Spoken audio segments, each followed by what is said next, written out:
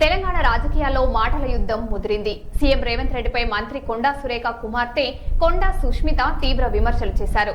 గత ఎన్నికల్లో తమ కుటుంబం చేసిన సహాయం వల్లే రేవూరి ప్రకాష్ రెడ్డి పరకాలలో గెలిచారని వ్యాఖ్యానించారు.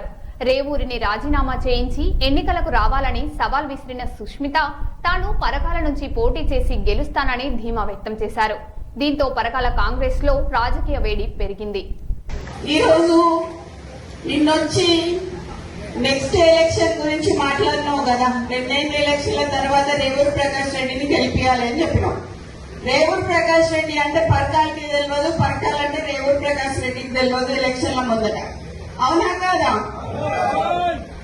ఎవరు వచ్చిండు? కొండా మురళి వచ్చి తిరిగితే రేవూరు ప్రకాష్ రెడ్డి గెలిచిండు.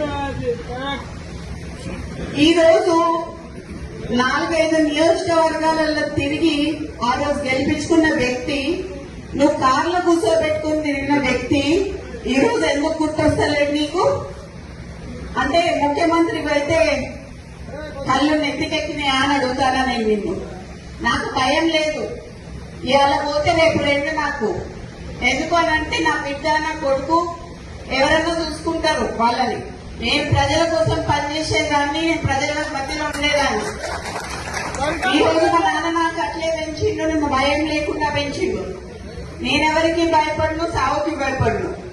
కానీ ఈ రోజు చాలా ఈ 2 ఏళ్ల వరకు ఎందుకయ్యా ఇలా రాజీనామా చేయమని చెప్పు. ఇలా రాజీనామా చేసిన ఎలక్షన్లకు రా.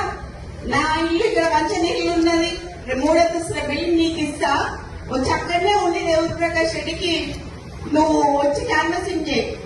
రేవూరు ప్రకాష్ రెడ్డి గెలుస్తారా, లేకపోతే కొన్న కుటుంబంలో ఎవరిని గెలుస్తారు?